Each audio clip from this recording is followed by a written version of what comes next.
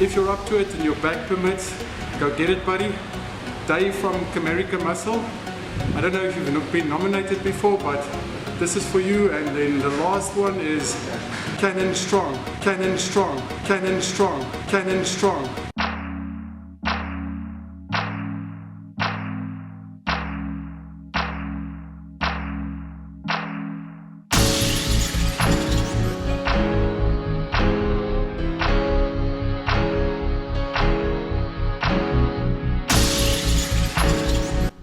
What's up, YouTube? Now, this is going to be my second time recording this commentary. The first time I did it, my computer crashed all of a sudden. I don't know what happened, but it did it before I got to click the save button. So I'm going to go through this again. So 100 rep squat challenge. The way I saw it, everybody's setting it up a different way.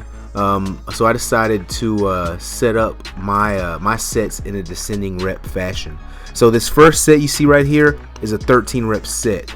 The next set, 12 reps. The next set is 11 reps, and so on until you get to 1. And then if you do everything right, it gives you 91 reps. And then I will knock out a set of 9 to total 100 reps. This right here is my failed attempt at trying to show you that I started the timer and you cannot see. I didn't know it wasn't auto-focusing, but oh well. This is my sets of 11 and 12. So you saw in the beginning, before the gym, I started putting on a lot of different topical creams to ensure that I could mitigate some of the knee pain that I get from squatting. And of course, I got my compression sleeves on also. And surprisingly, it didn't hurt nearly as much as I thought. But in between sets, I had to take the time out to foam roll my IT bands because I could feel them getting pretty tight because of all the volume of the squatting. So this here is the setup of the descending reps. Whenever I knocked out one of the rep sets, I would just check it off.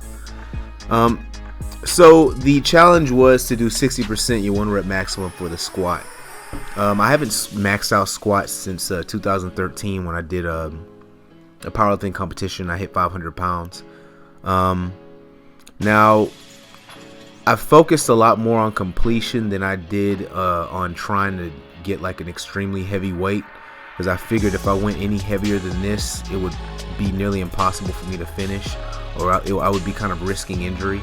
So 260 pounds was like my compromise. So there it is.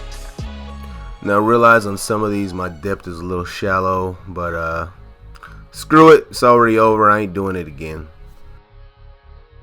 But anyways, I begin to get kind of sick near the end. I think about the 6th or 7th rep set. I think you'll see here I wrote it down.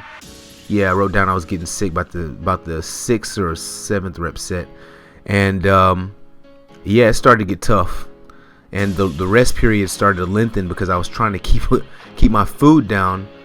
But I did manage to get through it. I managed to get through all the sets. I believe it took me about 45 minutes. I had to take a long time to foam roll in between sets so I could make sure that I remained mobile enough to finish.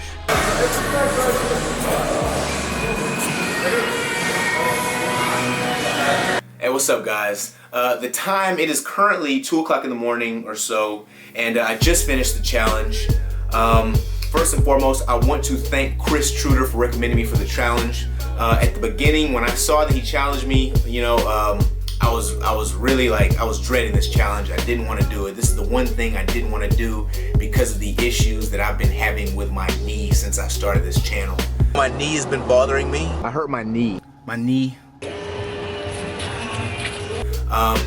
But the merit in these challenges, these gut checks, is that they really show you what you're made of. I really think that weight training is like a metaphor for life. Not just weight training, but anything physical is like a metaphor for life. You can take something that you learn in the gym or on the field somewhere, and then you can apply it to life. The one thing that I really took from this is generally the boundaries or the things that we feel that are going to be really difficult aren't nearly as difficult as we believe they are. Or in other words, we tend to underestimate our abilities. I definitely tended to underestimate my ability when it came to squatting because of the knee issues I've been having. And if you watch the video, you'll see by the 7th or 8th rep set, I begin to feel sick. So like my digestive fluids begin to come up, and the rest periods begin to be dictated not by me being physically tired, but by the amount of rest I needed to prohibit myself from having to see my food again. So I didn't want to do that. And here's the thing, by the 5th rep set, it just stopped. Everything settled, and I got my second win. And although I was mechanically tired, the movement pattern began to groove a lot more efficiently, and I begin to really feel like, you know what, this isn't that difficult.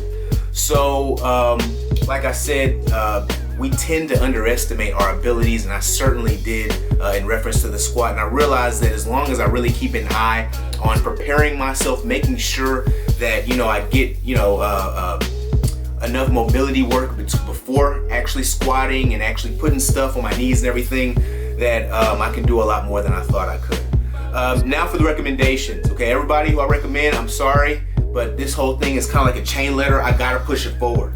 AMO Fitness Training, John Allen, Chris the Vigilante, my boy from Black and White Fitness, 100 rep squat challenge. All right, thanks for watching, everybody.